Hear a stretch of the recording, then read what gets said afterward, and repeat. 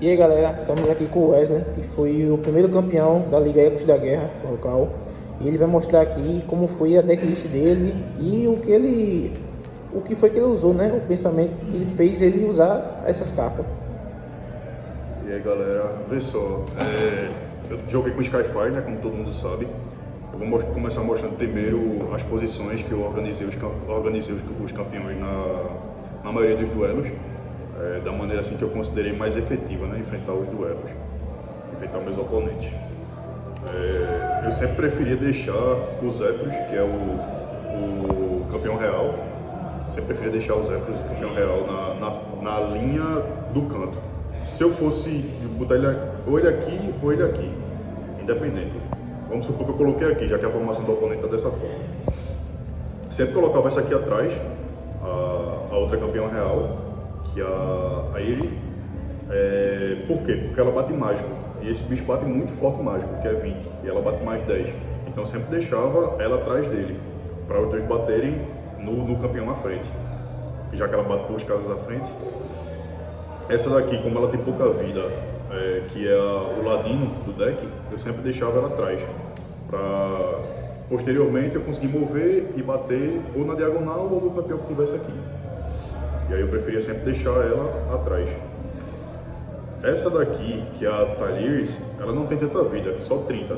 Porém, ela é muito boa porque ela bate 10 físico e bate mais 5 quando o campeão está congelado. Então eu sempre deixava ela na frente, justamente para um auxílio, né, na hora de bater.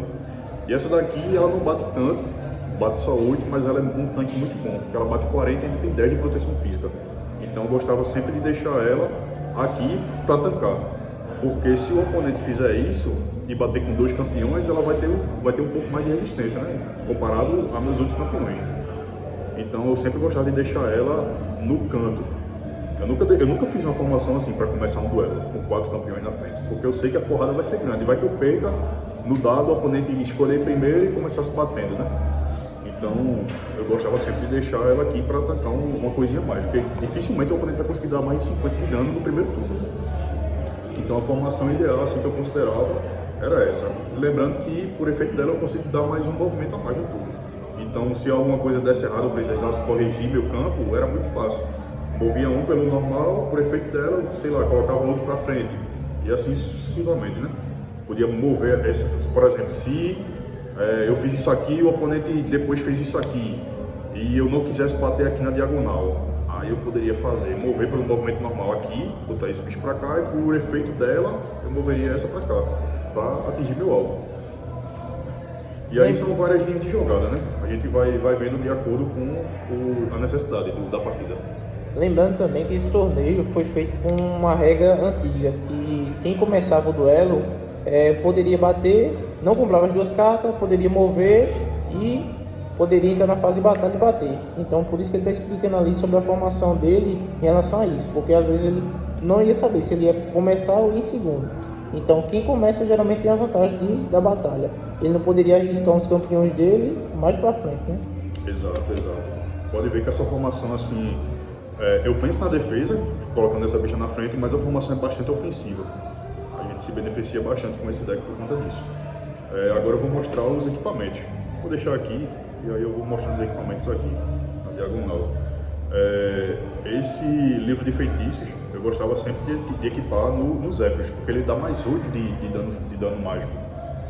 E aí eu conseguia bater com no mínimo 28, né? Já que, aliás, com no mínimo 33. Já que 28 é a carta mais baixa de ataque do meu deck, é 5, vocês vão ver mais à frente. E aí eu sempre uso 2. Tem outro equipamento aqui que eu acho muito bom, que é essa espada, que ela dá mais 8, e eu sempre uso 2, 8 de dano físico. Eu podia equipar em vários ao mesmo tempo, eu gostava sempre de equipar nela para deixar ela um pouco mais forte. Mas aconteceu também de eu precisar equipar nela, porque ela bate em 20. Se o oponente tiver mais 8 de escudo, de proteção física, eu vou conseguir bater com mais 5. E se tiver equipado com um bicho desse, é estrago na seta. O máximo que eu consigo de dar de dano físico tem que ser com essa e essa daqui também, que ela dá mais 7 de dano físico e ainda tem o bônus de 50% de chance de silenciar. De silenciar não, de congelar. E aí muitas vezes eu vou conseguir me aproveitar desse efeito. Outro equipamento que para mim é o melhor desse deck é isso aqui. Você não dá nada por ele, porque ele dá 4 de proteção física, mas como o forte desse deck é fazer no mínimo 2 movimentos por turno, esse aqui me dá mais um, eu consigo fazer pelo menos 3 movimentos no turno. Porque depois de bater, o campeão que tiver equipado com ele consegue mover. Aí eu posso equipar nela, bater, e se eu não quiser deixar ela na frente para ela tomar uma porrada e morrer, eu posso recuar ela para trás e botar ela para algum outro lugar.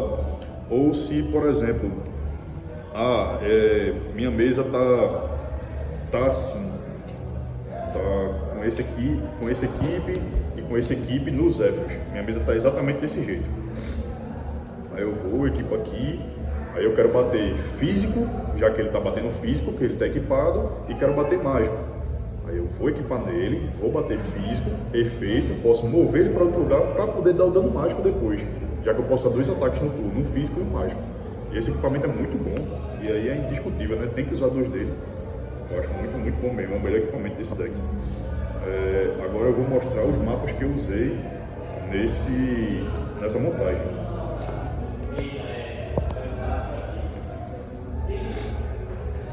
Esse mapa é muito efetivo, inclusive acabei de ganhar um duelo contra Israel por conta desse mapa que nega os efeitos de equipamento. Ele lhe prejudica também, mas aí vai de acordo com a necessidade do jogo. Se você vê que o equipamento do oponente está lhe prejudicando, você vai negar os efeitos e aprimoramentos dos equipamentos. E aí você consegue negar os equipamentos do oponente. Muito forte contra Ignário, contra Orakiano. É um mapa muito bom para negar equipamento. Isso aqui eu vou deixar para mostrar depois. Esses 2 aqui... É o marcado. Sempre vem na mão. Exato. Sempre veio na minha mão. Sempre veio, nunca me abandonou. Amo ele. E ele é muito bom. Embora seja só 3 turnos, eu preferi que fosse 4. Ele é muito bom porque ele deixa todo mundo congelado. E como todo mundo sabe, o Skyfire é imune ao congelamento. E aí o oponente não pode mover. E ainda minhas cartas ganham bônus se o oponente estiver congelado. Eu consigo bater mais forte se o oponente estiver congelado. Então é muito bom esse mapa. Outro mapa que eu usava de main no deck principal é esse aqui. Ele é bastante confuso, muito confuso mesmo. Eu consigo inverter os valores mágicos e físicos de ataque das cartas.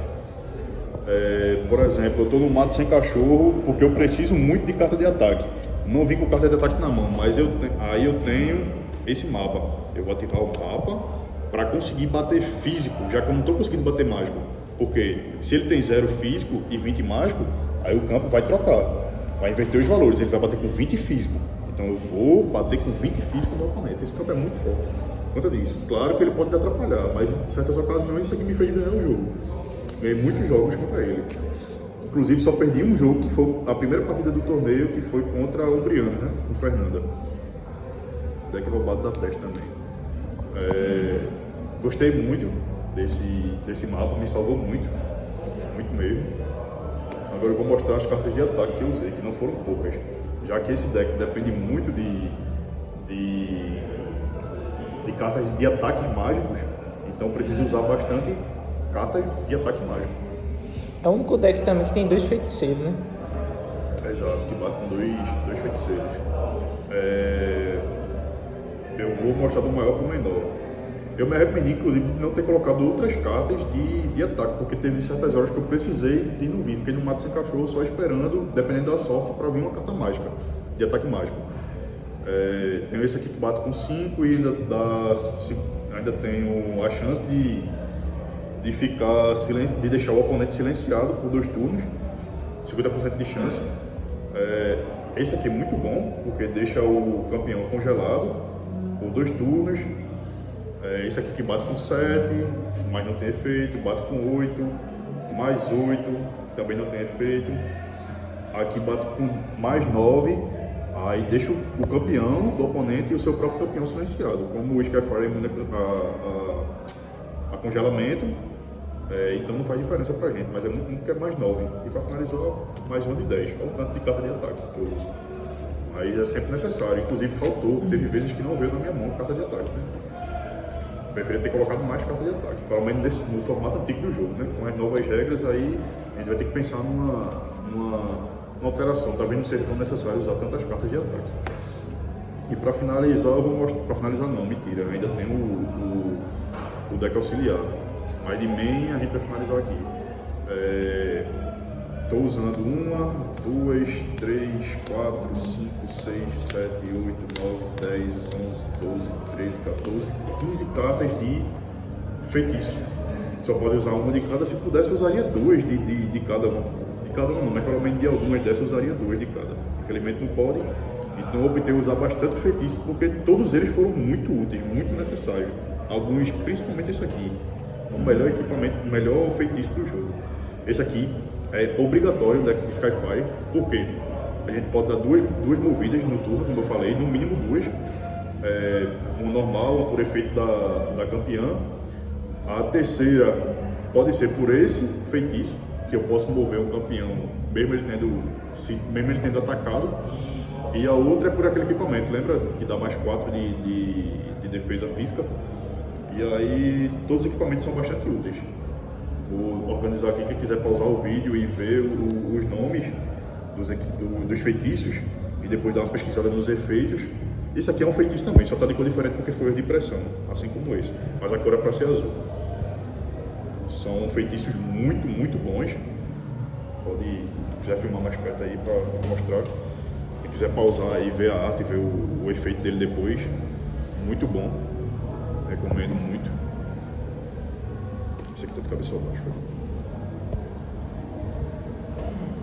Enfim, agora para finalizar eu vou mostrar o meu deck auxiliar. Que na verdade a gente podia usar 20, não era isso? E agora na nova regra a gente vai poder usar só 15. E aí eu usei muito pouco. Eu não vi necessidade de mais. Mas aí com o novo formato de jogo todo mundo vai ter que usar os 15, porque está muito necessário o uso dos 15, porque as partidas estão bem mais duras, bem mais equilibrados os decks. E aí vou mostrar os principais que eu usei. Os mapas, esse aqui remove os efeitos negativos, foi muito eficaz contra a Tidalita, porque meu campeão ficava silenciado, ou até contra Filhos do Sol, que fica cego, e aí eu consegui remover. Muito bom. Esse aqui, contra Filhos do Sol, nem se fala, né? Porque não pode curar e o Filhos do Sol funciona à base da cura. E aí eu gostei muito desse aqui, mas usei muito pouco, na verdade. Usei muito mais esse. E outras duas cartas que eu usei de auxílio foram essas duas. Usei muito pouco também, usei muito mais esse aqui. Esses dois muito, muito pouco. Essa daqui dá 10 de vida, mas você não pode atacar, não é isso? Isso. Não pode nem atacar e não pode nem curar no turno. Exato. Mas às vezes pode lhe salvar, né? Dependendo da ocasião. E esse daqui dá mais 15 de vida, cura 15 de vida, na verdade, de um campeão. Essa daqui tem um custo de descartar uma carta. Exato. Aí tem um certo custo mais alto. Essa daqui, o campeão que é curado não pode atacar e você e seus campeões não podem curar. Exato. Essa daqui me salvou já uma vez. Não lembro exatamente contra quem foi, mas essa aqui me salvou. Acho que foi contra o Zarakian de Heitor. Mas, enfim, em resumo, é isso aí. O deck é esse aí. Quem quiser fazer igual e testar aí, pode ficar à vontade. Depois dá um feedback. Valeu. O que é que tu achou em relação... Qual foi o deck mais difícil que tu enfrentou? Mais difícil que eu enfrentei. Que tu teve medo assim, ou que tu... No campeonato, que jogou no campeonato, foi o Tidalita. Acho que foi o que me deu mais trabalho. O Tidalita de João, que a gente foi pra final, inclusive. O Tidalita tá muito forte. Fora do campeonato, teve uns caras aí que me deram muito trabalho, né? Que foi o Ignário, de Roberto. E é um deck muito bom também, inclusive. E é isso aí, eu acho que o Tidalita tem muito potencial. E sobre o novo formato, qual a tua opinião, assim, qual o deck que vai ser o meta agora? Com certeza vai ser o Ignário, aí. O Ignário tá com esse suporte novo, tá batendo muito forte e até agora eu não consegui ganhar uma não, velho. Com o Ignário, com esse deck aqui eu não consegui ganhar pro Ignário não. Tô sofrendo um pouquinho aqui, mas a gente vai dar uma mexida aí, vai dar certo. Ignário, uma hora vai sentir a pancada, o poder do Skyfire. Valeu, tamo junto. Valeu. Parabéns aí.